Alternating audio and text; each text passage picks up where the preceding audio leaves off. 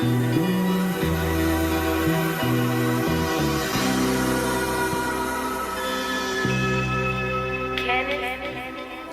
majority of the tri-state got it easy, so it's obvious this where it's hard at. Chester City, youngins out getting busy, holding on them ladders and all that. Welcome to the Face of the Future podcast. This is your host, Millz. I'm Shan Joe. Episode 6, man. Moving right along, right, Shan? Almost end of season 1. Yeah, we getting there. Before we start, we want to give a couple shout-outs to Fast Sports USA for lacing the team with some gear. Check them out on Instagram at Fast Sports USA. They got some great merch, everything sports. Their content on their page is great, so give them a follow and tell them that we told you guys to follow. They might give you a little discount on their gear. Also, we want to give out to a new sponsor that we have, Box Water. They're a new up-and-coming brand. You guys might have heard of them before. But seen the commercials, maybe. It's a alternative to bottled water, trying to be healthy for the environment. So check them out at Box Water on Instagram. I'm pretty sure their tags the same on all social media. And we just want to give a shout out to them again for hydrating the team for the podcast. So it tastes good too. So there's a lot of things to talk about today, huh? A lot of sports news. Going into some boxing, some NBA finals, some football, of course, and some Netflix and stuff like that. Let's start off with the Anthony Joshua situation and how Deontay Wilder, they've been talking for a couple years now, has it been, that they've been trying to match up with fighting each other. They've been the top heavyweights for a couple years now. That's the fight everybody wants to see. Yeah, anyway, but now it's going to get pushed back because Anthony Joshua got himself knocked out. Yeah, he got knocked out. Do you think he overlooked his opponent? Yeah. I mean, it was a bad loss. It was bad. It was bad. It wasn't even close. And my thing was, TKO. And the thing that even made it worse was after the fight, like a day after, I think it was a couple days after, his trainer and his camp said that he had anxiety before the fight and they didn't want to. I think that was a cop out. And I saw them say that he didn't remember anything after the third round. You know what I'm saying? Which is mean he was getting tagged. Not true. To me, he was getting tagged. I don't believe it. If that is the case, excuses. I mean, he was getting tagged. Definitely. Still, tag. And it was. And who was the guy that beat him? Last name's like Rod. Was it Anthony Ruiz? Something like that. Ruiz. Yeah. Right. Junior. Shout out to him. I mean, I saw. We can't take anything from him. Yeah. Shout out to him because that's what happens when people overlook you. You know what I'm saying? You can't overlook your opponents. Anybody that does sports knows that. He capitalized on his moment. And now he's the heavyweight champion of the world. That's crazy. Of the world, Craig. You see Joshua revoked his exercised his rematch clause immediately. Have to. So now that's the next fight that we're going to see instead of now seeing Wilder versus Joshua, which is what we all want to see. So what happens if Joshua gets beat again? I mean, now Wilder has to fight Ruiz. For real. That would be something to see. And then you would have to have Fury versus Jacobs. Yeah, I feel like the Joshua fight, Ruiz fight, the rematch is gonna be dope. Having an MSG too. That'll be a big fight. Yeah. And because he's from New York, Ruiz is from New York. He got his Knicks jersey on after with the belts on. It'll be MSG. So now Joshua doesn't have that like home at all. Advantage where everybody has to come to the UK. Now that he lost, he gotta come to the States and fight again. It'll be interesting to see. I'm gonna be tuned into it because I want to see. Because if it's not a fluke and this kid can really box, then we have another one. Because right now the heavyweight division is in good hands. You know, boxing has really kind of been making a good comeback here. You know, you saw with the Triple G Canelo fight. You got some good middleweights. You know, ESPN does their thing with their good boxing. So you have Lomachenko that's out there. Yeah. Bunch of good fighters out there right now, and the heavyweight division is really kind of making its way back. So that's good to see because boxing was really getting taken over by the UFC for like a couple years. Oh yeah. Boxing's kind of like you said, making its way back. How about the Wilder knockout though? How quick that happened? I mean, that's kind of what you come to. That's why you watch his fights though. You know, you look good to see that knockout. What's it saying? What's it saying? Till this day. I know. He's kind of a little bit off. You know what I mean? You see the interview before the fight? He's a little bit off. He said something about he can legally kill somebody, so that's why I'm saying he takes advantage. You can't say that, you know. But I'm saying he said it, and they went out and knocked him out. He did. I'm like, yo, he did. This dude. Some people talk the game, but he really did it. His power is crazy. I mean, you can see like in his fights, he's just throwing haymakers. You know what I'm saying? He's just trying to knock dudes out. No form, no strategy. And all his knockouts are coming from the same jab, coming with the right hook. Every single knockout. His arms are long though. He can reach you from. And he's so strong. You know what I'm saying?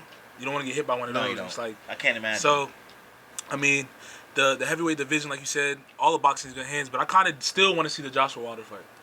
Of course, I want to see it. Of course, I mean, I still want to see.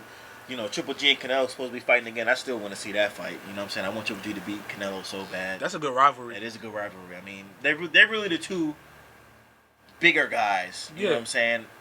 In boxing. More so than like the smaller boxes you have. You want to see those guys throwing those heavy punches. They're right in like, the middle ground of everything where I'm saying you still got the speed, but you still got the power behind it. Right. You feel me? So let's get off that. Let's go a little bit more into some sports. Let's talk about the finals, man. In Golden State, Toronto. Seems like the Warriors are about. The Warriors are about to lose this finals. I think I said. Sadly, I can't believe it. You can't believe that they're about to lose? They're about to lose. I'm not surprised. Me either.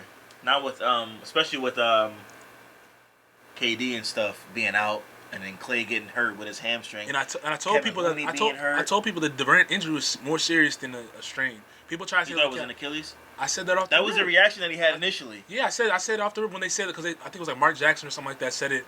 The game that it happened, look back, that's the same look Kobe had when he messed up his Achilles. Right. It looks like somebody kicked him. But nobody was there. Yep. But and that's immediately what they grabbed to was his Achilles, and I mean, because the calf strain, he would have been able to come back from by now. You know what I'm saying? Yeah. So I mean, he's hurt. Clay's not 100%. Iggy's not 100%. You have Kawhi Looney who's hurt. You have Boogie Cousins who's coming back from an injury. Yeah. So they're just like they're depleted. Andrew Bogut that's is no excuse though. That's no excuse though. You're in the finals. You're supposed to be everything. Team. I mean, no team this point in the season is at 100% anyway. Exactly. You know what I mean? So and there's a bunch of memes going around talking about how now Steph feels how Bron felt when he was. He does. I'm saying because even that first finals when LeBron came back to Cleveland, he didn't have Kevin Love or Kyrie, and he had Dellavedova and he was still cooking. You know what I mean? He still won him 2 games. Exactly. You know what I mean? So, but also like I said with the finals, there's no excuse. Can't take anything away from Kawhi and what he's doing. Oh no, his run in the playoffs is insane. You think he stays in Toronto? Do you think he should stay in Toronto? I think he should stay in Toronto. You think so? I think he should, especially if you win the chip. Stay there. Build your legacy there. My bias wants him to come to Philly, obviously. Why do you keep talking about Philly? No, I'm just saying. No. I mean, my bias wants him to come here. He should have came here anyway, but no, he shouldn't have. You have 2 superstars. Why does he need to come here? If we had Ben Simmons, you have 3 superstars. Jimmy Butler and Embiid. Bro, why? It'd be a problem. That's what makes the NBA like corny to me. I like to see what Kawhi. See how Kawhi is taking over and beating teams that have superstars and like dominating. You feel me? Yeah. That makes the NBA the NBA instead of having everybody teamed up. I think it's going to the Clippers.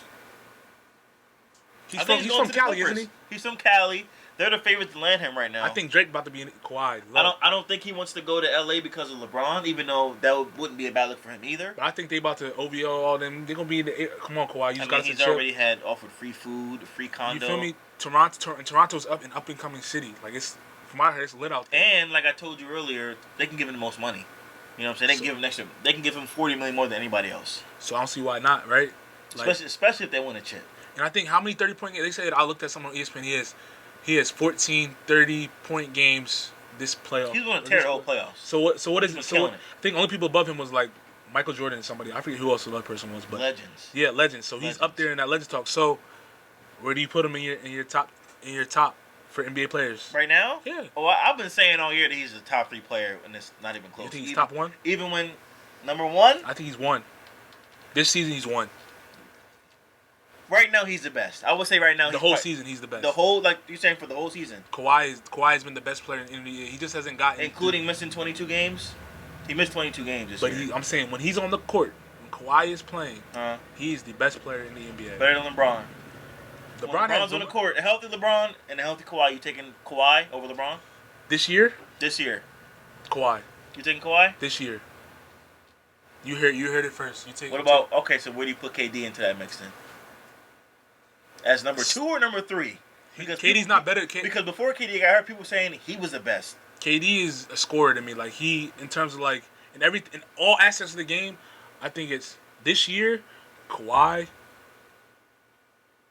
I'll give Bron just because off the simple fact, like you said, when it comes to being healthy, LeBron barely played this year. Right. Which is what we usually don't see from Denver yet. You feel me? And then I might KD. KD then Greek freak. I mean, I don't think you can sleep on his defense really. I don't think he's a good defender. He has an impact defensively for them. I don't think he's a good defender. Like that. I'm not saying he's bad, but I don't think he's like. You just think Kawhi is better. I think Kawhi is the best two-way player in the NBA. Is unbelievable defensively. He defends and he scores. He assists, rebounds, everything. Right now, I'll give you Kawhi. I don't think it's really much debate because like I said, here. LeBron. I think LeBron's the best talented but LeBron barely played this year. You feel me? But I'm saying, you taking a healthy Kawhi over a healthy LeBron? This year? Like this year? I'm saying right now, you got to pick a healthy Kawhi or a healthy LeBron. Who you going with? Kawhi. The Terry's on the Kawhi. I'm taking Kawhi. Okay. Right now, just because the Terry's on, I'm taking. Because I think, look, I said he's hot right now. You saying? I'm saying the Terry. Okay. You said right now. I'm taking. You're taking. I'm taking okay, right respect, now. I'm taking. Respect. You know what I'm saying? If you would have said it during the middle of the season, maybe like earlier in the season, obviously I'm gonna say LeBron James. LeBron James is like overall the best player in the world. But I'm saying right now, this moment in time, after the body work we've seen Kawhi do, especially in these playoffs, I give you that one. You feel me? He's hit game winners. That's facts. He has Golden State down 3-1. Yeah. And he's carrying the Raptors. And he's making everybody else around him play better. Exactly. You know what I mean? I mean, you see guys like Van Vliet having good games. Marc Gasol is playing really good. Not to say that he's not good. Serge Ibaka's had good games. Siakam's had good games. And also on top of that, like, you can tell he's the same caliber player because when LeBron went to the West and he came to the East, he's drilled through the East just the way they say LeBron did. Feel me? I agree with you. Like, dominance. It's just crazy to see them actually might be about to win a chip. Yeah, you know what I mean? But I said this multiple times before. I was telling you earlier, if Kawhi didn't get hurt before that series when Golden State played the Spurs, Golden State doesn't win a championship. That was what, the first year of the dynasty? I think it was the first year of the dynasty because that's when the Spurs have been on their run. Their dynasty. Right. I'm saying Golden State is taking over the West. And he hurt his ankle. He hurt his ankle. Put his foot I think it was that year. Yeah. Okay. You feel me? Because they was down like 20 that Golden State was down like 20 that game, and Kawhi got hurt, and the whole series changed. And you saw what he did when he was a young pup, got MVP of the finals. Yeah, I mean that Kawhi was crazy. I mean, that's when this year's LeBron didn't want no parts of him that series. That's what I'm saying. He literally shut LeBron down that series. That's what I'm saying. LeBron wanted no parts of him that series at all. Kawhi, as LeBron's on the, you know what I'm saying? He was on 21 at that point. LeBron, you could say LeBron's about to be on the if he's not already. Right. Slowly. I'm not gonna say he's had it off because his stature stood there, but I'm saying athletic ability, age. Just because of his age is I'm saying he's on his way. He's on his way out of the NBA. But he's still gonna. Get. Yeah, I'm not saying he's not. I'm saying, but you would say he's on his later years of the NBA. Obviously. Yeah. You know what I'm saying he has probably I'll say 5. Yeah, about 5 years left. 5 left, give or take. So people was talking about it's KD's league. Earlier year, people saying the Greek Freaks league coming up. It's not Giannis' league. It's not. But I'm saying we need to pump the brakes on Giannis. But they've been saying that. But we saw that in the playoffs when they put the Bucks. Giannis ain't working his jumper. Yeah. He don't have it. I mean, we saw Kawhi just locked that down. You know what I mean? It's not KD. It's Kawhi's league. Yeah. It's about to be Kawhi's league. Not now, but it's gonna be Kawhi's league. Especially if he stays. Not in the KD's East. league. Kawhi. If he stays in the East, yeah, it'll be his. Even if he stayed in the West, Kawhi's league. You seen what he did in the West? Yeah, I like Kawhi. I like the way he plays. You feel he me? Gives it to you on both ends. I mean, defends. And I'll say it again. Defends. Scores. Be quiet, buckets. Quiet. Don't you know talk. What I mean? No, nothing. It's not flashy. It's just straight face. Yeah, fundamentals and skill. And it is what it is. That's what I'm saying. But I still think it's act. The straight face is act. I don't think so. Why? I just feel like it's really him. To be honest. I feel like yeah. I don't feel like it's. I feel like he's taking overboard. You see him all the time. Like anytime you see him anywhere. Like I told you, I see him. He goes to Dodgers games and stuff. Like he knows the cameras are watching. Shannon. He knows the cameras. I don't know. That's just him all the time. It's his brand. It's his brand.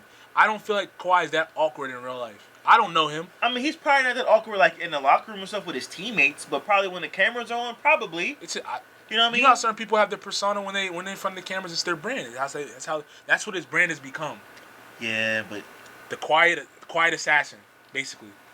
Super quiet. I mean, he's past quiet. Awkward. He's all mute. that. You feel me? That joke. You feel me? Like that whole laugh. Like.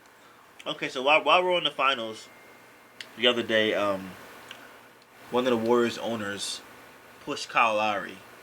I saw that when he went to the stands. Some people were calling for him to be kicked out of the league, be banned for life, or have to give up his ownership of the team. Adam Silver came down with a $500,000 fine, which is the second largest in NBA history. He can afford it though. Of course, he's a billionaire. What's that to a billionaire? And he banned him for a year. Was it the year or just the rest of the season? A year, the finals, and for all of next year. So let me ask you if you think that. Did you see the video first of all? Yeah, I saw it. Do you think that? First of all, how do you feel about an owner or something like that behaving in that kind of manner? You can't at all. You're at that point. You're a fan. I don't care if you own it. If you're watching players play, do their profession. You're a fan. If it was a normal fan did that, what would happen to him? Lifetime ban, most likely. And it was some. It looked. He pushed him. It looked. It was intentional. It looked kind of malicious to me. Like he had intention. Like I'm trying to get him mad and maybe get a reaction out of him. And he told him like, go fuck yourself twice. Exactly. And like vulgar language. And, like, people are saying like, oh yeah, he pushed him, but Kyle Lowry didn't go anywhere. Well, of course, Kyle Lowry is a NBA athlete and he's like 220 pounds. And what was the reason for him pushing? There's no reason. It's not that he didn't push him anywhere. It's that he put his hands on him. Now, if Kyle Lowry would have reacted and punched him in his face or pushed him back and pushed him down to the ground, it would be Kyle Lowry's fault. Kyle Lowry has no self control and all this and that. Just like on some like they would try to compare him to like a Ron Artest or something like that. How the Miles, that type of thing. When you're an owner of a team, you have to behave in a certain manner. You're held to a higher standard. You see, so you see like people are trying to compare him to how Drake acts too as well. It's like, but Drake stays within his boundaries. He may talk crap, whatever, say what he has to say to the players. That's what Spike Lee did back in the day when he was with the Knicks. Like they stay within their boundaries. They're not putting their hands on people. They're just getting in their head. Yeah. And it's like you can't put your hands on somebody. No, you That's can't. Assault. Point blank period. You can't put your hands on somebody. Because if you're in a regular street and you put some of your hands on somebody, you wouldn't do that to Kyle Lowry if y'all was out in the street. Because Kyle Lowry's gonna knock you out. Do you think it's that sense of like that whole like entitlement thing? That's what it is. Entitlement. They think because you can get away with it. You know what I'm saying? Bro. I mean, it sucks, because like you got the NBA finals going on. You have to hear about this. Adam Silver. What is Adam Silver? I think Adam Silver does a great job handling these kind of situations. He does. The fine. I think the fine was just, but I think he should be suspended longer. For how long? I mean, he's an owner, so it's his team. Right. So I don't know if you can really give Can you give a lifetime ban to an owner if it's his product? He did it to Donald Sterling. Kicked him out. The league? Yeah. Remember he had the whole thing? What did Donald Sterling do? He had the whole thing where he was recorded on camera saying to his girlfriend like, "Why do you have to bring those?" Remember? The LA Clippers. The Clippers. Remember? Before Steve Ballmer bought them. Remember? Yeah. And they kicked him out, fined him $1 million, which is the max you can fine an owner is $1 million. Yeah. Fined him $1 million, kick him out for the league. This isn't to that extreme. 2 years. 2 years? Okay. Make him because a year is like, all right, I can still. I know. I'm not calling for a job. It's egregious, but this guy's never been in trouble. He's never been in trouble before. It's the first time I've heard of him. Yeah, you have to give him the benefit of the doubt. Everybody makes mistakes. He had some drinks in him. It was a heat of the moment. Like I said, the moment Kyle Lowry swings or knocks him out or something like that, it changes, and it would be ugly. It's absurd, bro. That can't happen. No, it can't. It can't because you even seen this here like Russell Westbrook arguing with the fans in Utah and stuff like that, or you see it in football where the Patriots were playing the Chiefs and then you had the fan throw a beer on Tyreek Hill. You know what I'm saying? Those fans are banned like for life. You know what I'm saying? No more showing up to this stadium like ever for anything. You know what I mean? So when you're an owner, you have to be held to a higher standard, and he should know better, and he'll definitely learn from this mistake. It just sucks. You know what I mean? So they'll learn. He has to learn from it. He has to. Do I really think he will learn from it? No. And good thing for Steve Kerr coming out and getting ahead of it and apologizing, but you have players for like LeBron coming out and saying like to ban him. Kyle Lowry said it wasn't enough. He needs to. The punishment wasn't enough. Yeah, you should not be able to be protected. Basketball is one of those sports where it's much more intimate than other sports. Yeah. Like hockey, you have the barriers. And Kyle Lowry didn't do anything wrong. That's my thing. Football, you're behind the bleachers. Basketball, you're right there on the court. You know what I mean? So fans got to do a better job with handling themselves. You know what I'm saying? They got to, and it's like the racial slurs have to stop. Yeah. If drink's going to be a problem, limit everybody to 2 drinks or 1 drink. That's the best. I'm not blaming it on the alcohol. I'm blaming it on me either. But you know what I say. That escalates. Drunk actions are several thoughts. So you probably think about doing something like that, and the liquor just allows you to do it. Right. That's just me. Right. But it is what it is. It is. At this point, he came out, but if it ever happens again, like it can't happen again, or he'll be banned. I'm not even talking about just him. I'm talking about anybody else, like any owner, anybody that banned. So now Adam Silver sent that message now to everybody. Like, I will ban you for a year, and I will fine you as much as I can. And I also think, as part of his punishment, he shouldn't be allowed to sit courtside anymore. Yeah, that's what I think. You know what I mean? You gotta be in the box or be a couple rows back for life. Or something. You know what I mean? For life. That's one for life. For life. Okay. Yeah, you can come to the games, but you gotta be in the box, bro. Okay. You show you don't have no restraint, sitting courtside. I'm putting you in the box. Okay, I can accept that. You know what I'm saying? You're lucky I'm letting you come back to the game. Right. Yeah, I get that. You feel me? You don't have to watch it. You can be in the box. Like, that's where you belong now. Courtside, nada. You feel me? Yeah. And do you think? Let me ask you this: if how Kyle Lowry got pushed by the owner or fans say stuff, do you think the NBA players should be allowed to retaliate without punishment, as in self-defense? Without punishment and self-defense, I think if somebody puts their hands on you, yeah. I think so too. If somebody puts their hands on you, like if a fan comes onto the court and punches you in the face, not even that. Do you think Kyle Lowry should get him push him back? What are you doing? Like, as a light shove, I wouldn't be mad at it. I would understand it. You know what I'm saying? I think it should be the punishment. If somebody it's like in real life. If someone hits you for no reason, right, you're allowed to defend yourself. Right. I mean, I wouldn't. Blame I'm not saying punching. I'm saying like somebody. But if someone punches you in the, like say a fan punches you in the face, I would hit him back. Yes, it's a natural reaction. Just naturally, yeah, just naturally. And you should not be fined. Like that's in my opinion. No, I don't think so either. It's self-defense. Like, why you hit me for? Yeah. Someone pushes you, should be able to like push him back. Okay. That's what I'm saying. But if he did, I mean, it'd be World War III. It would be Kyle Lowry's fault, not obviously. NBA players know what they're getting themselves into. Right, which isn't the case because everybody's still human. You know what I'm saying? You can say you gotta have control, and which you do, which Kyle Lowry did. Yeah, but still, it is what it is. Tell me about that. You was talking about Carson Wentz earlier. Yeah, Carson Wentz, quarterback of the Philadelphia Eagles, Super Bowl 52 champion Philadelphia Eagles. Carson Wentz just got an extension from the Eagles. $108 million guaranteed. Come again? $108 million guaranteed. How long? 4 years. 4 years. He got 66 up front, so he got a lot of that money up front. The contract can go up to like 150 almost. Jeez. With incentives. Right. So he got paid. Carson. He got paid. My boy got paid. I'm very happy for Carson. I love Carson Wentz. Carson Wentz. How do you think he's gonna pan this year coming out? I think now that this is his first year having a full offseason under his belt, he's healthy. I think he's going to tear it up next year. I'm not just being biased. I think he's going to tear it. I think the weapon they put around him, Deshaun Jackson, Alshon Jeffrey, J.C. Arcega-Whiteside, the draft pick. They got Nelson Aguilar, Zach Ertz, Dallas Goedert, Miles Sanders, Jordan Howard. I hear names, but they gave him I'm all saying the pieces. You have the pieces. Still have a great offensive line. So do you think he will perform though? 100%. I think it will perform 100%. I mean, I'm interested to see because I said I haven't seen a full body work from Carson yet. The Super Bowl year before he got hurt. Let's not remember. I know he got, but still, he was on a tear.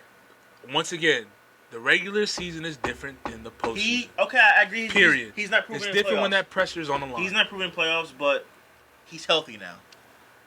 I think he's healthy now. He wasn't healthy, obviously, the year towards SEO. Last year, he had the bad back. Now he's healthy. So now he has to win because he just got paid. So now he has to win. He has no excuse not to. He has a full offseason. He has the weapons. He has the coaches. He has everything he needs to win. I don't know. And I believe in him 110%. You're an Eagles fan, so I agree. But I'm saying, like, I understand. I understand.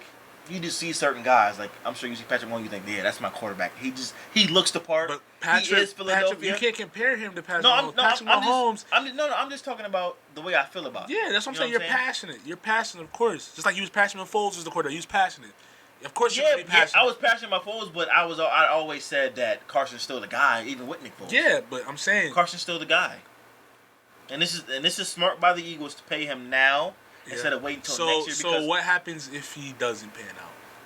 If he doesn't pan out, then they took a risk. Obviously, this is a risk. I don't know if I'll go that. Say you guys go 6-10 this year, miss the playoffs. 6-10, come back next year and try again. Say you come back in 7-9, 8-8. 8-8, we got a little bit better. We got to come back and try again. Again, what?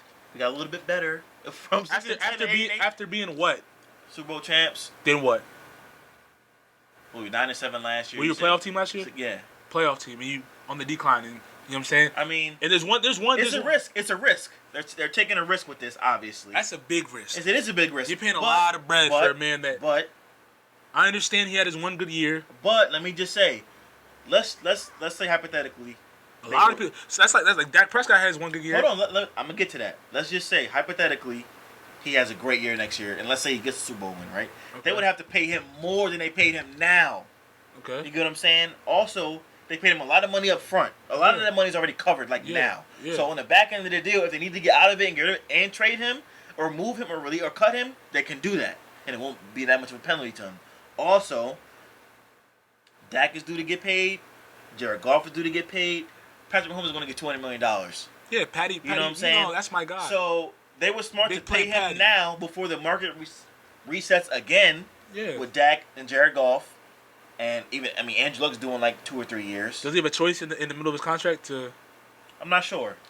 I would assume so. I would assume there's a choice to up. You know what I'm saying, player option. I would assume there's a player option in there somewhere.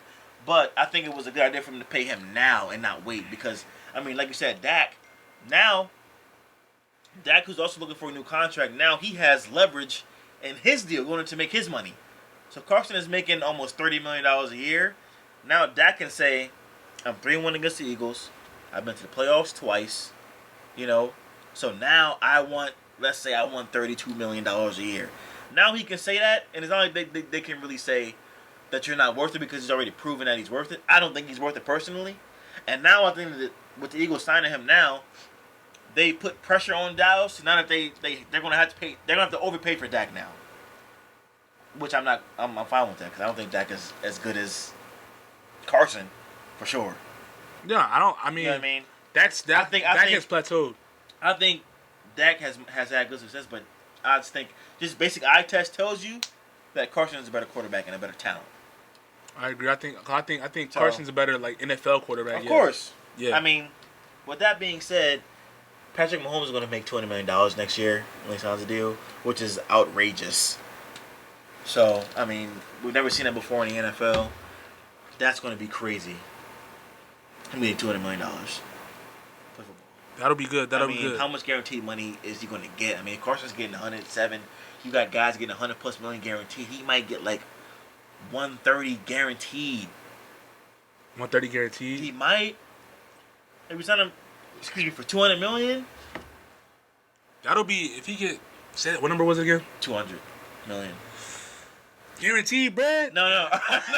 I'm saying total. I'm saying guaranteed, maybe 130 to 140.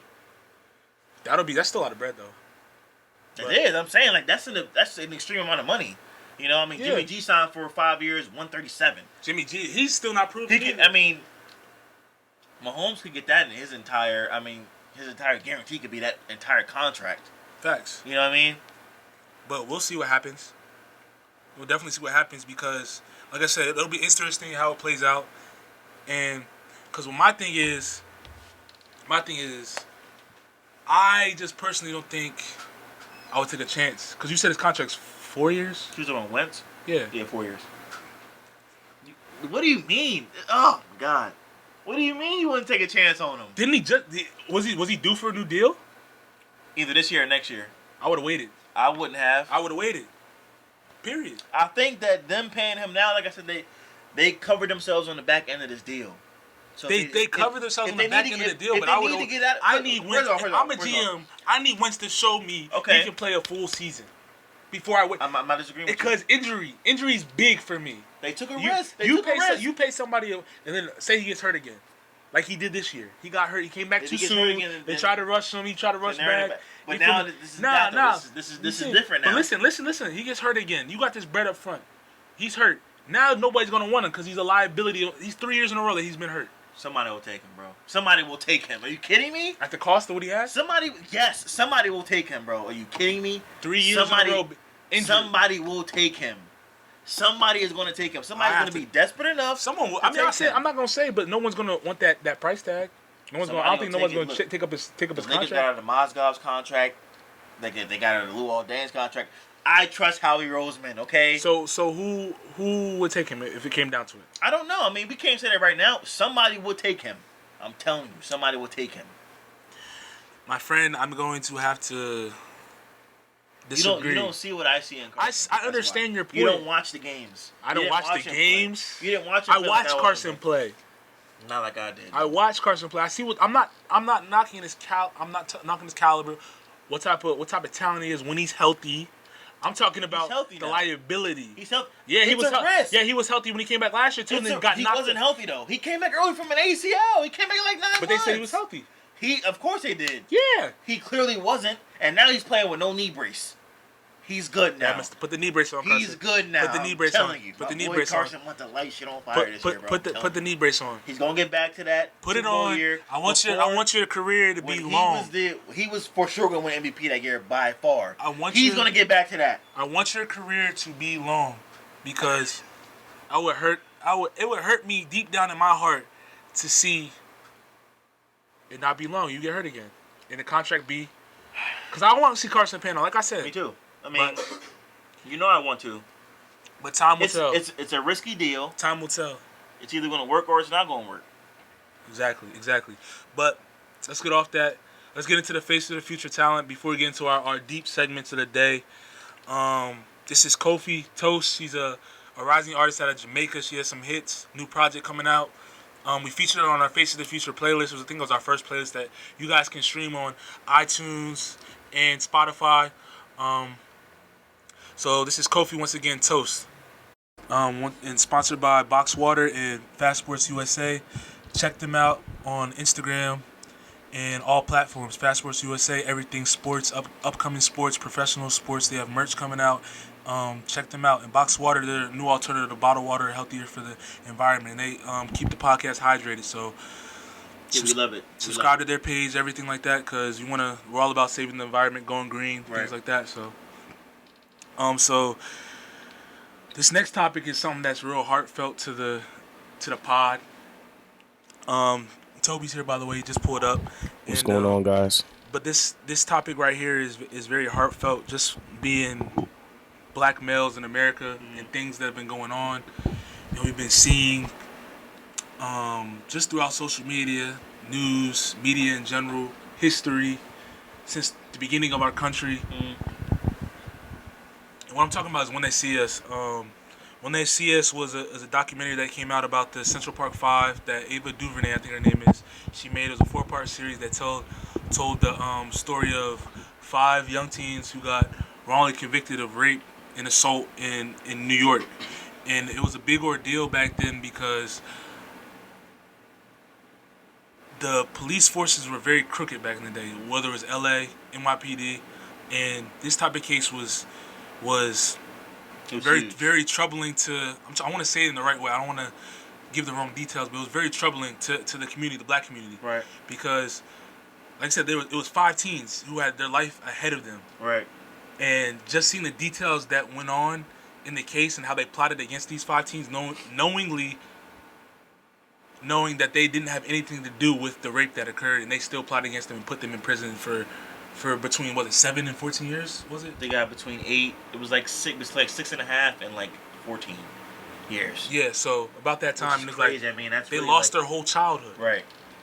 I mean, they ranged from ages 13 to 16 when they got in trouble. Yeah. So I mean, they really grew up in prison essentially. Your teenage years when you started becoming a man, they grew up in juvenile in prison. So first, I want to ask what your guys' emotions were watching the series from start to finish. What you felt the first episode, seeing them going through the trial, second and third episode, to the 4th episode was considered like the climax, and you really saw what the main character, the protagonist of the story, Corey, what he really went through as being a young child in one of the roughest prisons in America. Go ahead, Toad. I'm just making sure the mic on. I got a lot to say, like a lot. So bear with me. So my first perspective is, before I even get into what went on with the individual boys, coming from a standpoint of somebody who wants to go to law school and somebody who actually plans on working for the state of New Jersey as a district attorney, I was actually very, very disheartened. I was very, very disappointed in how everything went down.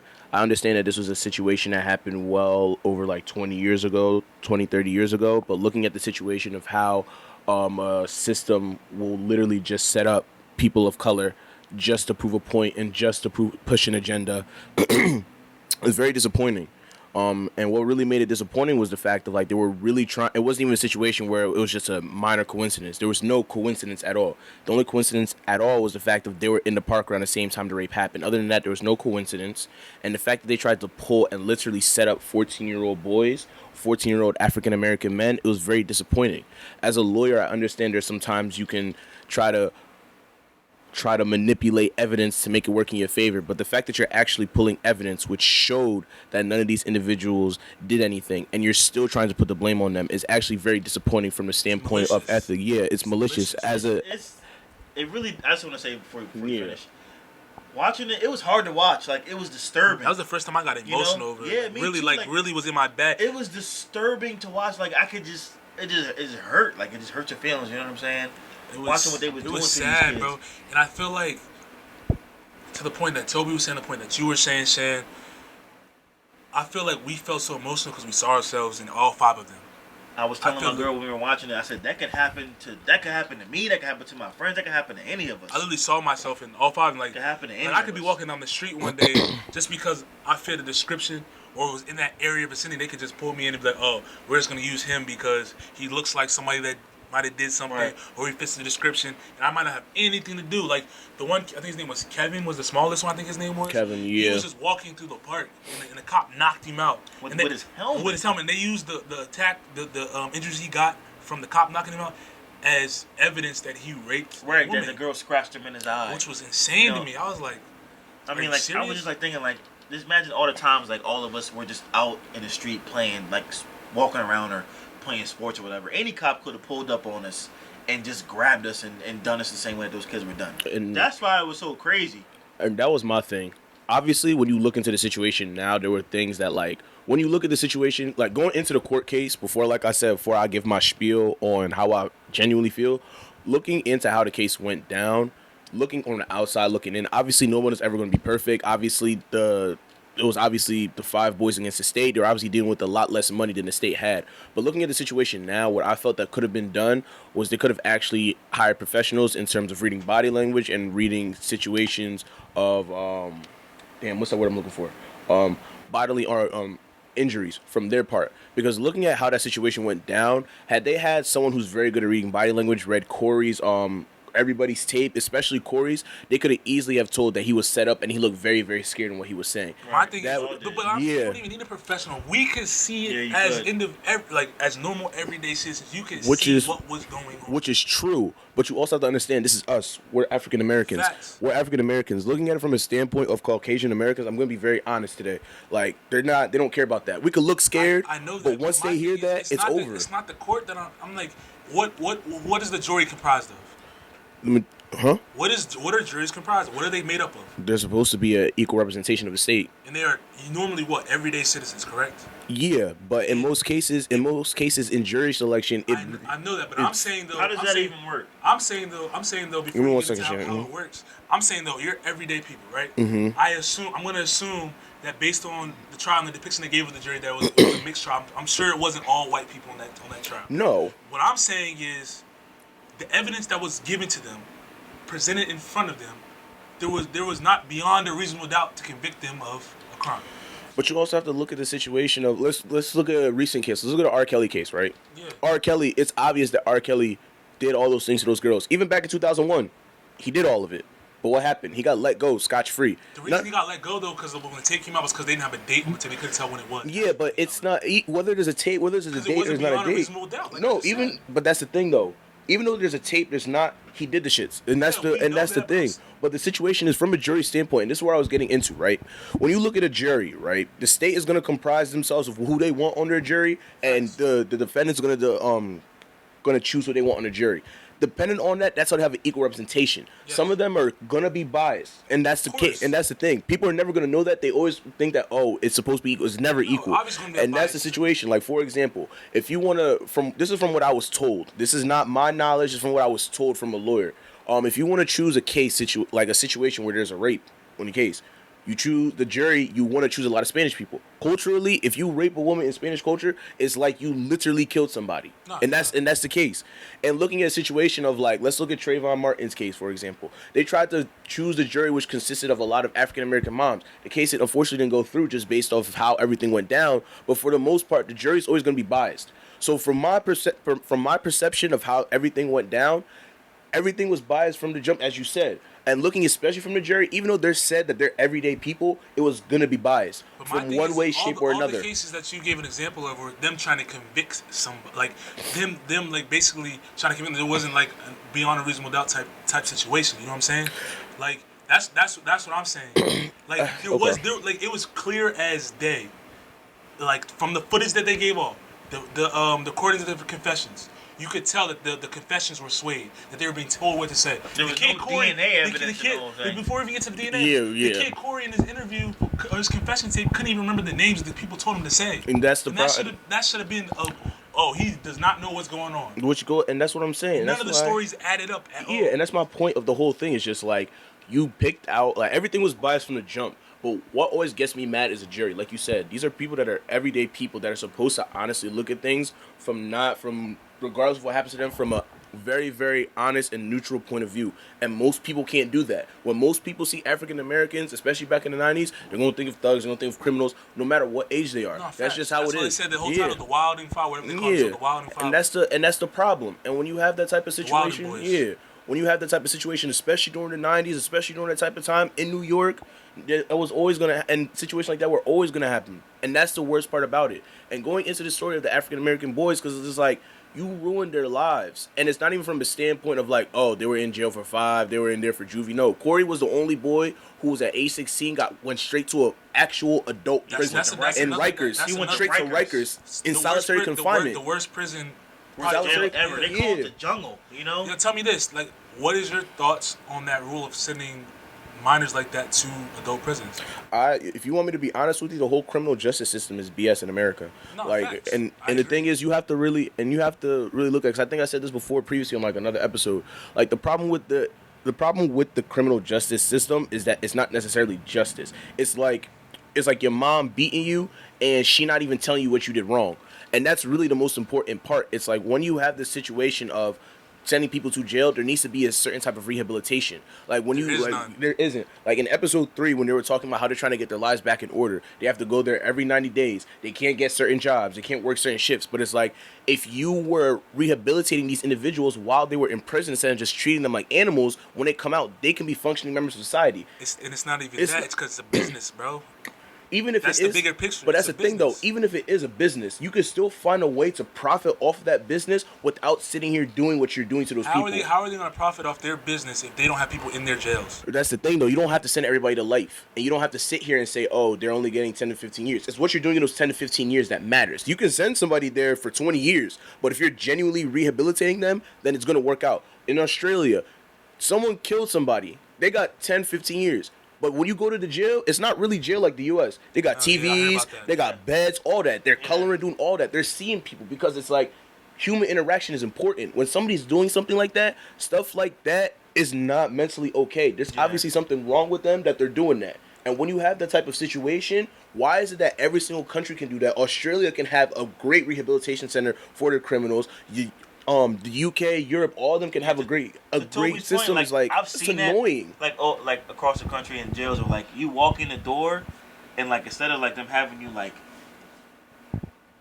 in handcuffs, the guards literally like they shake your hand and stuff, and like they treat you like an actual human being, which is like really what you have to do in prisons. You know what I mean? It's psychological. You can't just lock somebody in a cage all day long. You treat them like an animal, like they're inhumane. That's how they're gonna act. You know, they have programs for everything. They, like you said, they have TVs. They're able to cook their own food. They're able to grow their own food. They're able to have pets, all kinds of stuff. So I mean, and the crazy they call it rehabilitation, but they're not really rehabbing anybody. The thing that messed me up the most was like about the Corey situation. Since we're on this topic, was that he literally went there to go make sure his friend got home safe. Because so his mom wouldn't be mad at him. Yeah. He's like, I know your mom gonna kill me if I don't call. It's crazy. And that's the craziest part. And going back to the whole point of the rehabilitation and the whole point of jail, it's like psychologically, right? There was a girl, I forgot her name. And there was a situation where it was like 60s or 70s or something like that. They locked this girl in her.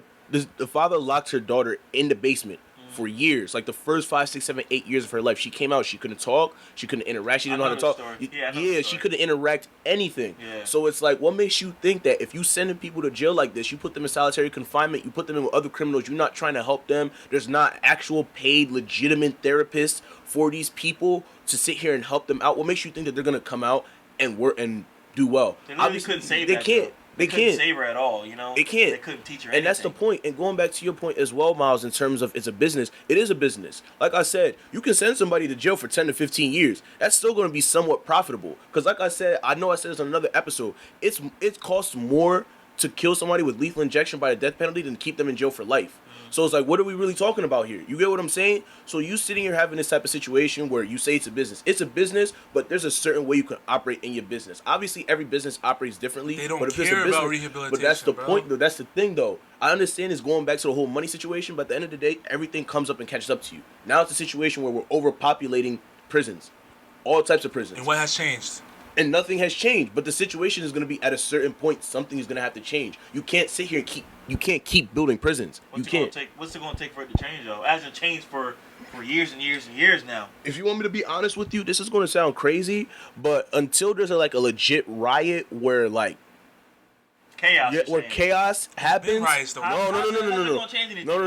Did you not see the riot? There was I forget when it was. There was a riot where they literally were killing guards. That happens all the time. That happens. That's what I'm saying. There's been multiple big riots now. I feel like it's not enough. Because that's going to make them lock them down even longer. Exactly. You just said a riot, but there's been plenty of cases in history. There's been riots where cops they've been locked down, shutdowns for months. Where the news is there, guards they're trying to get the. My thing is that it's not enough. So what do you mean by a riot? What do you mean? My thing, I'm not saying I don't think necessarily a riot, but I think enough riots consistently would cause them to actually think like, all right, what's going on? I understand it's the whole concept of you want to throw people away. What do they need to see what's going on with people? Like, what is a riot gonna? What is a riot? If you let's say in theory, right? Let's say in theory, right now, you come out, you have a prison. All the inmates decide to riot. They kill all the guards in that prison right now. Every single one of them. Not one survives. And they all take over that prison. You mean to tell me right now that they're not going to change the system? They are going to change the system. National Guard probably go in there and kill everybody. Exactly. Here's my thing with that, right? Like the FDA or whatever that is, right? Is literally says that 15 minutes in solitary will make a person go insane. 15 minutes. That should be enough right there for them to be able to know that they need to change something. So if y'all know it takes 15 minutes for you to go crazy in solitary by yourself, why are you locking dudes up 23 hours a day for months and years on end? You know what I'm saying? That should be enough to make a change right there. So I don't think killing the guards I don't think the riot gonna do nothing for justice, bro. I don't think the riot's gonna do nothing for justice because I can understand maybe if you said something where the guys that were in the prison maybe got released and did something outside of jail. Mm-hmm. Like the guys that were in a certain prison, multiple did something outside jail to the guards' families or something. Maybe, but inside of jail, that's not gonna do nothing. They're just gonna bring the National Guard, military in. We shutting this thing down. We've seen riots for justice in our culture multiple times. And riots, they just bring the military in. Okay, riots. So I have that theory. I guess since y'all deflated my riot theory, I have another theory, at least for African Americans. So this is gonna sound really, really dumb, but yet smart at the same time. But I feel like the one way that African Americans can really change the system and change what they want is if we fix Africa.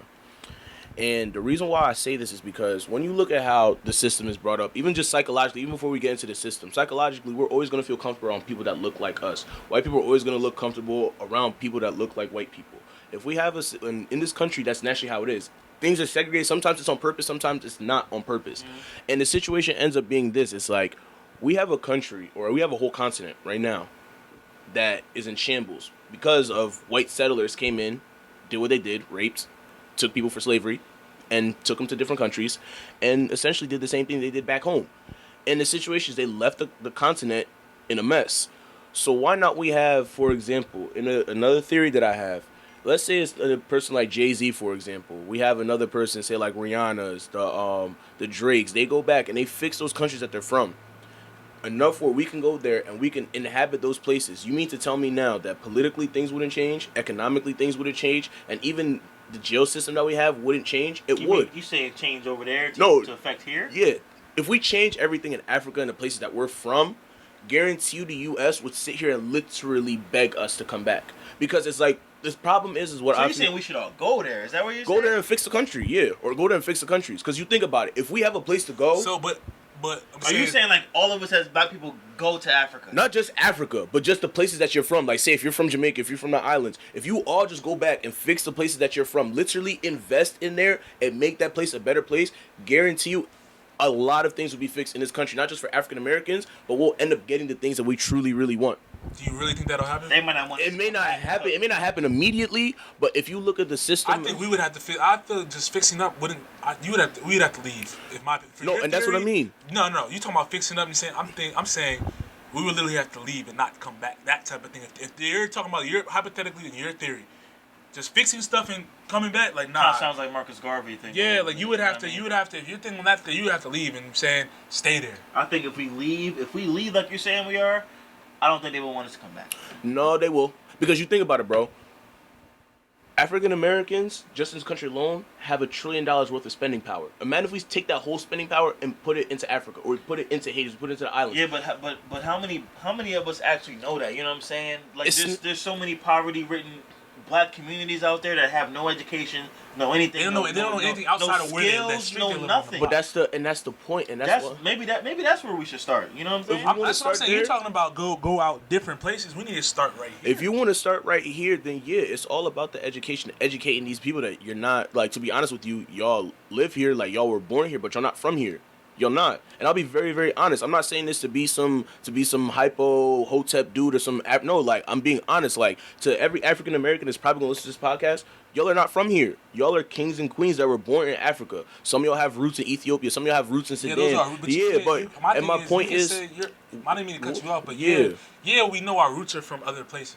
But this is what they know. That's what I'm saying. And my thing is that not what you know. You can always end up getting yourself educated. You can always educate yourself. And things like myself, being a Nigerian American, I always try to educate people as much as possible, just on the content of Africa and just being on that type of system. Because like once you understand that and you understand what's going on going home, like this is not home for us. I'm keeping a buck with you.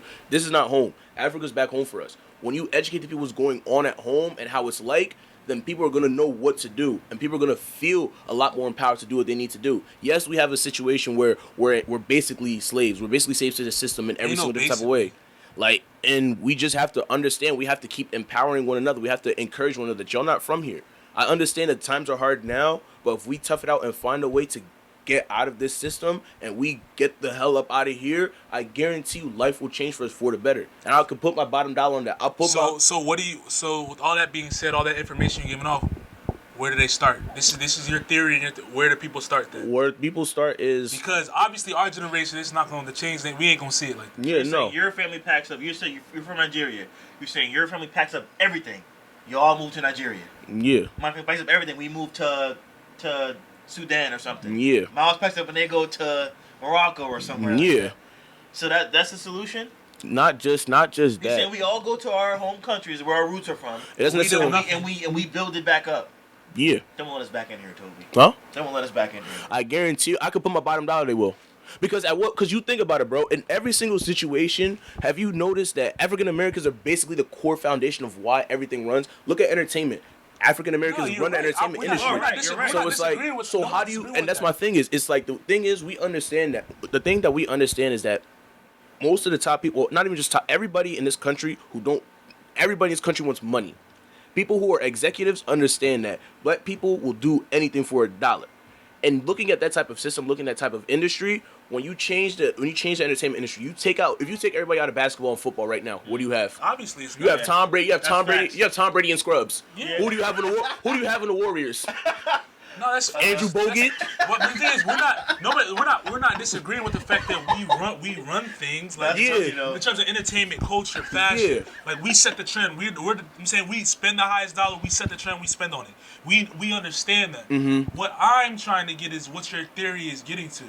Like we know that what Shannon's saying is just because we leave doesn't automatically they don't want us back. That's it. Yeah, no. We've already built the foundation of everything. It's already running. Think about all the years that the system was created. Off the backs of who? Yeah, but that doesn't... Off the backs of who, though? Yeah, off the backs of us, but that doesn't necessarily mean... And now how is things running? How's everything running right now? To an extent, we still kind of run everything. We're still the foundation. Like, let's look at... I'm not saying we're the foundation because we obviously built everything up. I'm saying, though, it's the system, the way it is right now, it's functioning. You feel me? Yeah. I'm saying, though, if we dip out of here, and what Shannon's trying to say is that just because we dip doesn't mean they're going to be calling back for us.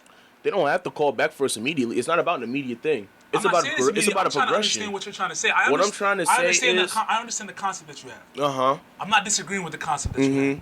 I'm trying to say what makes you believe that they're just going to be like, oh, no, we need you here. Because That's if you look at, because I'm going back to what I've been saying, because then I'll explain. And then on top of that, before you keep going, why do we need to leave? If we built this, why can't we take over what's going on right now? Because if you really want to be 100% honest with you, there's no power for us here. Like, there's not enough power for us here. If we go back to a country where everybody looks like us and we all sit here and join the community and actually work together and build up a continent by ourselves, kind of the same way the settlers came in and killed everybody and took up this country for themselves, yeah, of course. But you just contradict yourself because you're saying we have all the power, but then you're saying there's no power for us. There's no power here. There's no power in this country. There's more power in us going back to Africa and learning more about ourselves and building that up than trying to sit here and make $1 here and coast. That's what I'm trying to say. Because I don't know the answer to this. So you're African. Do they even want us to come over there? That's the real question. Do they want us African Americans to come? Do they want us to come? I heard they call us like the lost. I heard a lot of people say we're like the lost tribe. I really don't know. I really don't know the answer. I'll be 100% honest with y'all. It's a half and half situation. So why were we gonna go somewhere else? Listen, you gotta let me explain though. You gotta let me explain. And the reason why it's a half and half situation is not necessarily. It's not 100% y'all fault. It's not 100% our fault either. So I'll be honest with you. From being a first generation Nigerian American in this country, my parents, I'll be honest with you, my parents had a very, very different connotation on African Americans because they don't know how they act. Because they've gotten a bad stigma from obviously white people. Right. A lot of times when they come here to get an education, they don't worry about any other thing, they just go and work. And when you sit around, you're around people that don't look like you and you're not from that country, you get certain stereotypes from other people. It's happened to me. I've almost fell for it. My brothers almost fell for it. It happens. And with Africans, it's like you grow up under this stigma where it's like, oh, you're not like these African Americans. You're not like this. You're not like these black people who hang around, who have their pants. It kind of, in a sense, it is self-hate. No, it is self-hate. There's no kind of, it is self-hate. And I don't say... Because if you're saying you're from the same roots, we're from the same roots, that's self-hate, saying, oh, we don't act like them, da-da-da, because of whatever reason. No, you're right. And the reason why I'm not saying it's 100% self-hate is because in most cases, most people don't know most people in this situation don't 100% understand that concept of, okay, we're all from the same place. Some people choose not to understand it. Some people generally don't know. And that's why I say it's not 100% self-hate to an extent. So going back to what I was saying is that when you have this situation of, okay, you're not like these people, almost like you said, kind of like a self-hate situation, almost kind of like racism in a sense, where it's like, oh, you're not like these people, stay away from these people. And then on top of that, you come to school, you get made fun of, you don't wear the freshest stuff, you get made fun of because you don't have J's, you don't have this, and this. It becomes a situation where it's like, oh, well, my mom already told me I'm not like these people, and they're already making fun of me, so I know that I'm not like these people. So it's like they naturally have this gravitation away from African Americans, and they have this situation where it's like, okay, there's another African, let me hang out with them, or let me just be around them. And it's like, and that's why I appreciate things like college so much, because once that stigma started going away, it went away in college. And it's like raising yourself up in a situation where you're thinking that you're not like everybody, then all of a sudden you hit a culture shock where everything kind of blends, you meet different cultures, you learn about different cultures, everything works out. And that's why I say, like, now is the best time to understand more about being African or being African American. So say we all do what your plan says and we all go to Africa. Are they going to be cool with us trying to come in and help them change everything for the better? Because maybe they not. Maybe, what if they think nothing needs to be changed over there? Because I don't really know how it is. No, I'm saying. Yeah, no, you're right. No, you're right. What if they think that? Oh, we have it the way we want to be. We don't want those people trying to come in. We don't want y'all here, kind of thing. So it depends. It depends on where you are. It depends on what the situation is. It depends on what you're trying to do and what you're trying to change. For the most part, if you want me to be honest with you, like, even before I want my plan to work, I have some things that I feel like Africa needs to be done in Africa before, like, things happen. Like, one of the main things that I want to deal with is corruption. Obviously, like, every country is corrupt to an extent, but the corruption, I'll use Nigeria as an example. I love Nigeria. It's my favorite country in the whole wide world, favorite place to be, but the corruption there is crazy. My boy had told me, because he used to come from Nigeria. He came here when he was, like, 18. My boy had told me straight up that they had spent $100,000 a day just on lunch. So they spending 6-figure salaries on lunch every single day, and that's coming from Nigerian taxpayer money. You know what I'm saying? And it's like they put themselves in systems where you literally pay the judge to do this for you, or you pay the banks, you're doing fraud, you're doing all these things, so that's how you stay in power or you stay rich. And it's like, we have to fix that. Like, and it's very hard because a lot of like politics. Yeah, sounds like politics on steroids. Yeah. Politics on steroids. Nah, like, on steroids and stuff like that goes on. But it's like, country. Like, we just don't hear about it as much. It's just a situation where it's like, once that level of corruption is fixed, where we can actually have a functioning democracy, where you're not sitting here trying to keep yourself in power and you're staying in power, or one particular party stays in power for 20 years, then situations like having other people or having African Americans come to the country and integrate will happen. Having people like myself or having people, other Nigerian Americans, having other Africans, first generation Africans that lived here and coming back to Nigeria and helping out any country we're from will ultimately help that cause. Imagine right now I go to Nigeria, I become president of Nigeria, and I say, Miles, I want you to come and I want you to run, say, the entertainment industry there, or I want you to be in this position, or Shannon, I want you to run the sports, or I want Julian to run MTN, the biggest cell phone company in Nigeria. You think that won't change things? You know what I'm saying? It's you know what I mean? It's like once you, and I feel like that's really another problem that I feel like is going on. It's like there's so many things that like we have to do. Like we have to first, all right, so going back to your question, or to answer your question of how to fix, or my quote-unquote theory, one, we have to understand as people that have came from Africa, we need to understand that we need to go back and help it. We can't just stay here. We can't stay here and just be comfortable. After that, and we come in and we actually help out with the corruption and try to help out in certain different ways, then we start to, one by one, show other people or show other African Americans the true Africa that they don't show. Not the ones that live in huts, all that stuff. Cool. After we show them that, we understand you can come back home. You can stay with me for a week. I'll show you a different side, this, that, and the third. They show you, and then once you're enlightened on how Africa is, then you're free to go wherever you want. Because I want you to get it wrong. I'm all for it. I want to go to Africa. That's my thing. I told you that. I've told you that plenty of times. Yeah. I told you that multiple times. But I'm saying I'm just questioning your theory. No, I understand. Because what you just said, your theory, it's like I feel like there's a lot of holes in what you're trying to do. I mean, it's a lot of holes. It's a lot of holes right now. In terms of like your theory of going back, that'll fix them wanting us to come back. I feel like I don't know. Can I just say, like, my theory would be, first and foremost, like talking about the whole jail thing. Like, the first thing that has to change to me is the black on black crime has to stop, because you see we're the ones that kill each other, rob each other. Still, what do you mean? Black on black crime's not a thing. Come again? What? I didn't stutter. Black on black crime is not a thing. Black on black crime is not a thing. So there's nobody out there. People like you and me aren't killing each other. Go to Chicago, Toby, and say that. All right. So, no, you don't gotta go to Chicago. All right. Go anywhere and find that, Toby. Right, I was waiting for this hill too. I'm saying we have to check ourselves before we can blame. You're right. No, you're right. You know what I'm saying? But I'm saying you're right, but don't say black on black crime, because it's not a thing. So what do you call it then? What's your terminology for it? It's just crime. Because you look at it right now. I understand. No. Look at it like this. Look at it like this, right? There's 4 of us in the room right now, right? Yeah. Let's just say this was just a functioning country, right? We're all, let's say me and you were living at below the poverty line. Let's say Shannon is middle class. Let's say Julian is high class, right? If I'm robbing Shannon, am I robbing Shannon because he's black, or am I robbing him because he has something that I want? I don't know. But that's the thing. I'm not robbing. Crime is not based off of race. Crime is based off of accessibility and based off of timing and based off of one more. I don't remember, this is my politics. Not all the time. In most cases, yes, it is. At the killing each other and stuff like that. They don't kill because they kill. They kill, but are they? Black on black crime. It's not black on black crime. How is it not black on black crime? Me and you, we living in Kensington, right? Okay. And I robbed your house. Yeah. It's not because you have more money than me. We probably live. If I have a new TV, if I have a new TV in my crib, and you see the new TV in my crib, and I go away for a week, you telling me you're not robbing my crib? You're not robbing my crib because I'm black. You rob me because I have a TV. You have a It's accessibility. It's accessibility. I understand what he's saying too, but I'm saying though, there's a lot of people that say we're black and we live in poverty, and they see a white person that has something that's in a high class, and they do a run. They're not saying all black people do. I'm saying this is a scenario, hypothetical, that they're living upper class. They must have a bunch of stuff in there. And that goes. We're not me. We're in the community. All black people. We're not living like this.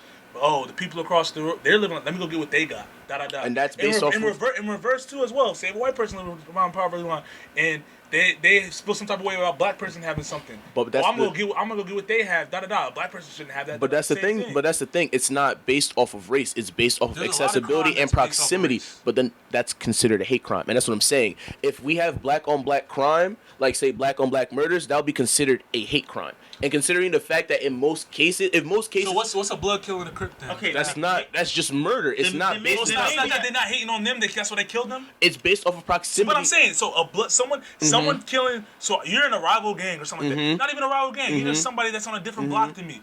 and our blocks growing up hating each other. So me killing you because I don't like you is not a hate crime. No. It's based off of. So what is it? It's based off of proximity and accessibility. So what is it then? He's saying it's just regular murder. It's murder. It's not black on black murder. The only reason. Okay, well, maybe, that's what I'm confused about. You're not really explaining. Maybe what I should. I think I turned off the mic. My bad. Maybe what I. Yeah, it's back on. Maybe what I should say is take out the black on black crime part. Yeah, because I will say we got to stop killing each other, robbing each other, doing all that stuff, and getting ourselves into prison and stuff like that, right? And the reason they call it black on black crime, does that sound better? I mean, my yeah, thing but is, that's before you just get saying into- like you might as well just stop crime. That's my. My thing Okay, is, so then, yeah. the reason they call it black on black crime is because there's different races, bro. They But- have white on white crime. They have.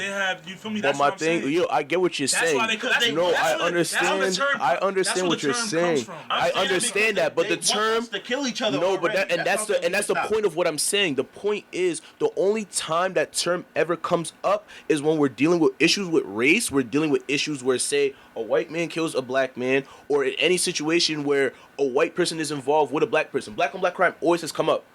I just know this because my dad uses this argument because my dad is super conservative. He uses this argument every single time. I brought up Trayvon Martin. Why is it that every single time a black man kills a black man, nobody says anything? Because at the end of the day, it's not necessarily a black on black crime thing. It's a crime thing. Because situations like this, when you live in a city, the more populated the city is, it's naturally going to be more segregated. And that's just not does not mean that's statistics and that's facts. I have books, all that stuff to prove it. So now when you're in a city that's naturally segregated, already you're going to commit that crime based off of accessibility and the proximity you are to committing that crime. If I can steal this hand sanitizer that's right here, right now, I would do it. Not because of the fact of, oh, it's belonging to a black man or a white man. No, I can just take it because it's there. Your theory, but And that's my thing. I understand your theory, but for you to say the term black on black crime is not a thing, I feel like it's not a. I get what you're saying, but it's not a thing. Like it's not like, a you're thing. saying it's not. I can understand in terms of conceptual and the meaning, the definition behind it, and why people do things. Yeah, I get it. Yeah, I understand that, but I'm saying for you to say the term and the theory, it's not a thing. It's black on black crime. Because what your dad said about why is it a thing? Why is this? Why is it nothing when black people kill black people? Because what do they call it? What do they call it?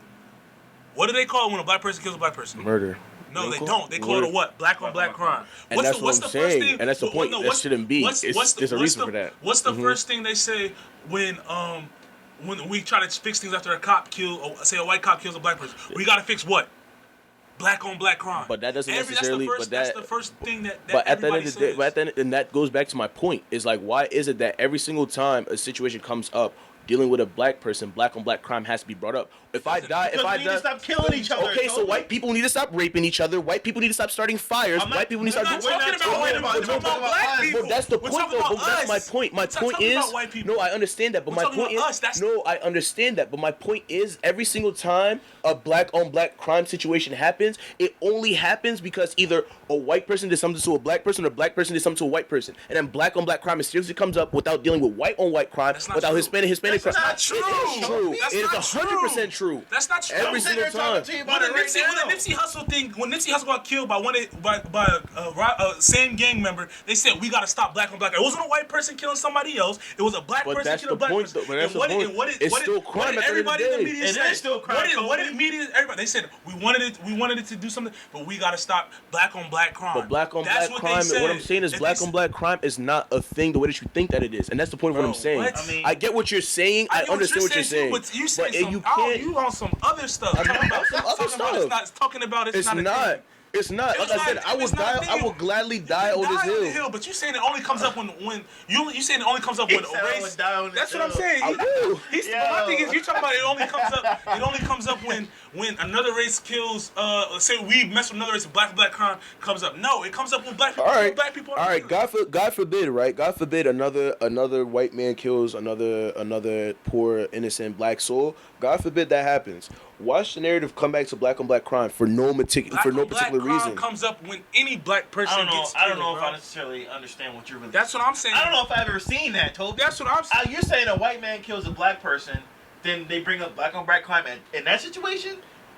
In almost every situation that happens. Anytime a black person gets killed, bro. Well, so what is the point in doing that? Because at the end of the day, why are you bringing that up? Because if let's say a white man kills a black man right now, what is the point? What it's trying to say is that we need to stop kill anything. the stuff in our own community first. So what is that? So okay, let's say the community was fixed. So Wait. Let's say the community was fixed. Like you said, it's about proximity and stuff, right? Like you said, proximity and forget access. about all that. Stop doing that because this other person has it. That's what it's trying to say. Okay, so let's say hypothetically speaking, everything was fixed. What is the difference? Let's say hypothetically speaking, we're in the position of white people. There's more. What is the difference? It's going to be there. Well, let's say hypothetically speaking right now. You say hypothetically speaking, but you're not. No, let's say right now, every problem that we had is disregarding crime, because crime is always going to be there. Regarding African Americans are fixed. We're rich. We're most of the people in the middle class. We're all of that, and crime still exists. What are you going to say then? No matter what. What are you going to say then? It's still black on black crime. What are you It's talking not about? black on black crime. That's what you don't understand what I'm saying. I get what you're trying to say, but that's not what I'm like. I get what you're trying to say, but that's not what I'm trying to say. So what are you trying to say? You're talking in circles here, bro. I'm not talking in circles. You are talking in The circles. point is, my point is of what I'm trying to say we is understand that crime is crime, but you're saying black. And if black crime is crime, black person is if not. crime is crime, if crime is crime, then if you're gonna sit here and bring up black on black crime, then you have to bring up other crimes by race, because it doesn't make sense that every single time people talk about white on white crime. No, they don't. Yes, I've heard it. They just call it crime. No, they don't. Yes, they do.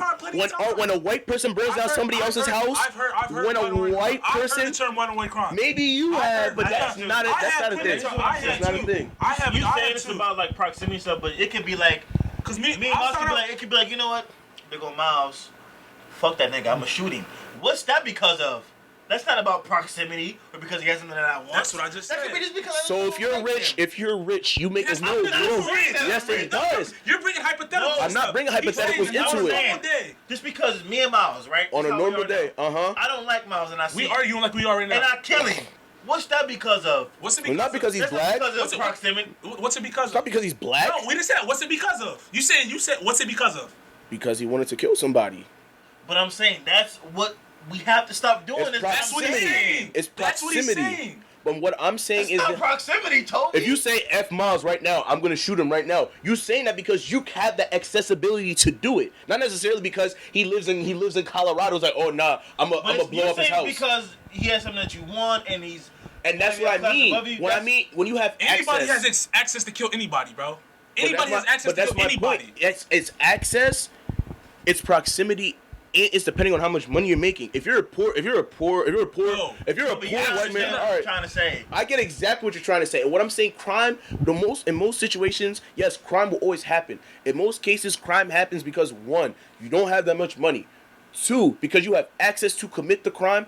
And 3, how far you are from committing that crime. And when in all those 3 situations, all those cases and all those factors always play a hand. And that's what I'm saying. Black on black crime isn't necessarily a thing because of the fact of, at the end of the day, most African Americans are poor. So naturally, in most cases, most African Americans are going to end up committing a crime. Not necessarily because the person is black. It's because the person is there for them to commit the crime with. Not necessarily because, it's F him. That's what I'm saying.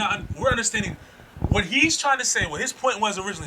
For us to get to where you're trying to go, your theory is we have to stop committing acts against each other. And what he's saying is black on black. We got to stop hurting the person next to us. That's my point is, you're saying it's just crime. No, it's when you're stealing because from at the end of the day, let me finish. All right. Let me finish. When you're stealing from the person next to you and you're racing, you're trying to lift each other up. All you're doing is setting each other back. So what he means by black on black crime is we have to say, you're quote unquote, you got to start committing crime as you would call. Stop. You just got to commit crime against each other. That's what he's trying to say. Because my point and is, that is a thing. No, and my point is, if we're trying to uplift each other, we can't keep bringing each other down. That's what he's trying to say. And I understand you're saying that. It's not a thing, but it is a thing. Because the thing is, it's like at the end of the day, let's say we stop killing each other. A white man can still come and kill us. The respectability. That's fine. But the respectability situation. Shannon, I get what you're saying. But I don't like the black on black crime narrative. Because at the end of the day, it's like at the end of the day, we could have the community fixed and white people still won't respect us. But that's the point of what I'm saying. If we're not killing each other, we're focused on another thing. But I don't care about what matter. How does it not matter? Because at the end of the day, respectability don't happen. Listen. So if we're having a conversation right now, we're not focused on the door. We sitting there arguing. When someone comes in and steals something, we're not paying attention.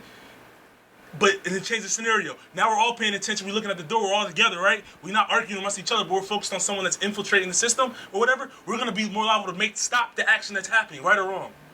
Right or wrong? Yeah, but that's What I'm every saying race. is- That's every this is race what I'm though. saying. No, It's the what I'm same saying thing is- with the same thing with white people. White people do the same as I think. They're still vigilant of everything that happens. It's fine if they come in and kill us, whatever, because that's gonna happen regardless. What I'm saying is, we start there, then we start educating each other, then we start building ourselves up. That's within what he's us. saying. Forget everybody else. You're I'm trying talking to compare. about us. We're talking about the whole conversation was the black community. That's I'm what talking about us. You're trying to bring Simply other us African factors. Americans. We have to I stop I understand between that, us. but that's why I'm saying what I'm saying, because if we do that, at the end of the day, black on black crime still wouldn't be a thing.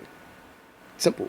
What? We're gonna have to You disagree not on that making. one. No, But I respect your I passion understand about what you're saying, you know what I'm saying? but I don't And like you the- make valid points. You made know what I'm valid saying? points, but I'm saying you saying that black on black crime that's being committed is not a thing. It's not, bro. I would love to see you go to like the NAACP and say that to them. So people Go ahead. So people like me, so people that look at me, I'm a dark skinned male, don't commit people crimes against you. What happened? People like me, I'm a black male, don't commit crimes against people like you. You're a black male. No, I'm not saying you don't. That's not what I'm saying. What I'm saying is that you're not doing it because I'm black. Because if that's the case, it would be considered a hate crime. Black on black crime is Now you got me wondering. I would love to ask black on black somebody, crime is what do they think about black on black crime? Black on black crime is a term that's used because a black person commits a crime against another black person, not because they have some. That's still the term's used for. I understand that, but that term is also used only under circumstances in which race is involved. No, it's no. Yes, it is. No. Yes, it is. No. All right. No. Pay No. very close attention. No. Pay No. very close attention When to every. like I said, when Nipsey Hussle just got killed, that was a black person killing another black person. Yeah. Yes, and I'm saying that's a black on black. He didn't kill him because he was black, like you're implying, because racism involved. He killed him because he had hate, because he got called out on something. Yeah, and that just proves my point. He About didn't kill what? him because he didn't kill him because he was black. But it's still a black person killing a black person is a black on black crime. I get what I'm you're a black saying. person killing another black In person. terms of yes, it is That's a what I'm black. saying. Yes, That's I what we're understand that. saying. And what That's I'm what- saying, and and you're what saying I'm that's not a saying, thing. That's and what what I'm you're saying, saying. and what I'm saying by that is that when you speak, when you say things like that, the way I look at it is that you're automatically assuming. I'm automatically assuming based on how you're saying it is based off they did it because of this person is a black man, and that's why it happened. I don't get that notion when somebody says that. I get that notion all the That's time. just you. Because when in you, most- when you hear black on black crime, do you hear somebody kill someone because they're just because this Julian's in the back? Do you hear? I'm asking him the question. When you hear a black on black crime, do you just think of a black person committing a crime against another black person, or a black person killing another person because they're black? Give me a mic, Joe. I feel like black on black crime isn't a real thing necessarily. It is depicting that another black person is killing a black person, but it's an agenda portrayed by the news to say that the black population is killing off one another, where in reality it is just a crime. No, I understand that. That's not the point we were arguing. I understand like it's an agenda that's That's true, Julian. That's true. That's Yeah. a fact. We're not disagreeing with that. Like I said, when Toby's arguing, we're not disagreeing with that. But I'm saying what me and Shannon are saying is that black people killing black people is considered a black on black crime, not because of race, but just it's a black on black. It's a black person killing another black person. That's what it's That's, called. that's what we're that's what we're saying. And I feel like he's getting off the instinct or the perception of the people that we're saying that because it's off of the fact that they're black. And that's not what we're saying. Don't forget Julian a fist pump. But my thing is that you're right, but the way the society is going to look at it is that they're going to look at it as a situation of race. That's why I say the Even things that I'm saying. I've had conversations with people of different races, and when black on black crime is brought up, they're not saying a black person's killing another black person because they're black. But That's yeah, never they're came never up. they're never gonna say it like that. But if you listen closely to what they're saying, there's gonna be implications of that, and that's what I'm saying. That we're killing just because we're black. I'm saying I've never got implied that felt that way. I felt, and the surroundings I've been in, is that a black on black crime means just another black person killing another black person, not because they're killing someone because of their race, nothing like that. That's the implication I get when I hear black on black crime. Oh, it's a person like Toby that killed a person that looks like Toby killed a person that looks like Miles, or a person like Toby killed somebody that looks like Shannon. Not Toby killed. Toby did a crime or robbed somebody because they were black. That's what we're saying. I mean, I think that's kind of what I'm saying as well. Like that's the point. But you're saying black on black crime is not a thing. Because it goes back to once again what I'm saying is that I understand. I understand it. I'm You know saying. what I'm saying? Yeah, but I don't like, like the you get my notion. point. I don't like the notion in the narrative. It's the nuances that we'll agree like this. We're both right in what we're saying. It's just the nuances of how we look at from the perspective that we look at it is what makes it different. Because you guys are right. I'm not wrong either, and you guys aren't wrong. It's just how we're looking at the little nuances and like how people look at it. Because like I said, people that I've talked to on numerous occasions have said, "Oh well, black people have to stop killing each other. Black people have to stop doing this because it's like, but it's not like, it's not the narrative that they're trying to paint. That's what I'm saying. That's what I'm about to say. The narrative that they're trying to paint is that, the reason why we're poor or we're this or this is because we're killing one another and we're only committing crimes against one another, when that's not necessarily the reason why crime exists. Because if that's the case, then if white people commit crimes, they shouldn't be committing crimes because most of the rich people are white. So that's the notion that I'm saying. You just said exactly what we've been arguing the whole time. Like I said, that's what I just said. That's what I just said. Nobody is wrong. Nobody is wrong. We've been arguing the whole time, bro. You just articulated it in a different way. That's what I'm saying. I don't feel like the narrative that you're saying that black on black crime is not thinking. Like I said, back to what Shannon's point was, is we have to stop committing crimes against each other. Not because it's against for race reasons. We have to stop putting ourselves in a hole. That's what he's saying. What I'm saying. We gotta stop going. We gotta start putting ourselves in the system. Is what I'm trying to say. And it goes back to my thing. And you're right. You're right. That's he's not saying the race, none of that. Yeah, no, you're right. Acts, like you said, acts committed against each other. He's saying we need to stop committing those acts of crime, whatever crime you want to call it, against each other, because that's black on black crime. But but at the end of the day, if you want me to be 100% honest, like, to an extent, like I said, you're right. Those acts have to stop. It's never gonna stop 100%. No, but never. I do get what you're saying. It'll never stop. And the only reason why I feel like that's a notion is because when you really look at a lot of the other cases, if you look at like crime statistics, and this is why I said like black on black crime is not a thing, because the only reason why that notion always ever comes up is when we talk about things such as murder. If you look at murder statistics for like the past couple years, I haven't looked at it recently, but the only thing that most African Americans lead in is murder. And everything else, like I said, arson, rape, all those other things, it's mainly white people that are leading in that. And that's why I was saying that notion, because and that's my point. It's like, it's the situation of like, it's the little nuances that you're looking at that makes everything different. So to your point, you are 100% right. I'm not disagreeing with you. It's just the way I look at it, and from the stuff that I had done research on, that makes me look at those types of things like that. I mean, I understand what you were trying to say. You know what I'm saying? I just didn't want you to try and... We understood it. It was just like, I just didn't like that narrative entitled you said it's not a thing, when that's my biggest thing. The way you put it, it's like, nah, bro, I can't just let you say that. I can't let you side, because I know that's another perception thing that people are like, oh, it's not a thing. Then it's just a whole different dialogue we get into. But I can't just let you slide and say it's not a thing when you feel me? It is. Yeah. But that was a good. So anyway, like we were saying in the beginning, if you haven't watched When They See Us, y'all should go check that out. You got me in my bag. You got me in my real good story. I mean, we went on a whole tangent, but that got me in my bag. But. I mean, before we close it up, I mean, for real, When They See Us was a good story. I mean, it's things that could happen to any of us at any time. I mean, it was happening back then. It's still happening now. I mean, how many times do you see a case come up where, you know, someone's wrongfully convicted, then it comes to find out that they had nothing to do with it at all, and they spend like years and years in prison. You know what I'm saying? Yeah. So if you haven't checked it out, go check it out. It's on Netflix. It's called When They See Us. I mean, it's a great story. 4-part series. It's heart-wrenching, honestly. Like I wouldn't watch this. I would watch it like on a Friday or Saturday. Don't watch it before you have to go to work or something like that, because you might be in your bag. It'll punch you right in your gut, honestly. Yeah, you're not gonna want to go to. You might look at people a little differently. Yeah. But watch it like it's on the. Heavy. It's heavy. I'm saying it's emotional. You feel me? I'll watch it in one sitting too. Right. Why don't break it up so you get the full experience? But Ava doing it, she's great. Like she's definitely getting some awards for those. And again, the kid that played Corey Wise, Jarrell Jerome. Yeah, he needs an Oscar, because I mean, if you look at Corey Wise now, and the way that Jarrell Jerome played him in the movie, it's like to a T. Yeah. And I watched the set. I watched the Confession tape too. He did a perfect job. Played it to a T. I mean, like I said, I don't know if something is like, if he has like an issue. You know what I'm saying? Which is why I feel like the cops may have picked on him the way they did and thrown him in. He was young. He was vulnerable. You know what I'm saying? It's just a sad story. So if y'all haven't checked it out, go check it out. It's definitely going to be award for sure. That miniseries is definitely winning awards. Like everybody's at least getting some award. And Ava DuVernay is definitely getting probably like a Golden Globe for that. Definitely probably an Oscar. I don't know yet, but she definitely won a Golden Globe for that. Like I definitely see her winning a Golden Globe for that, because that was amazing how you kind of like, don't take this the wrong way to people, you know, who have been incarcerated, but to the way that she humanized felons, and even just her direction of film style, it was beautiful. So I definitely know that that's definitely getting an award. And if it doesn't, I'm probably going to riot, but yeah, it was great. But yeah, like I said, check it out. And if you're listening, make sure y'all subscribe. We're on Spotify in iTunes.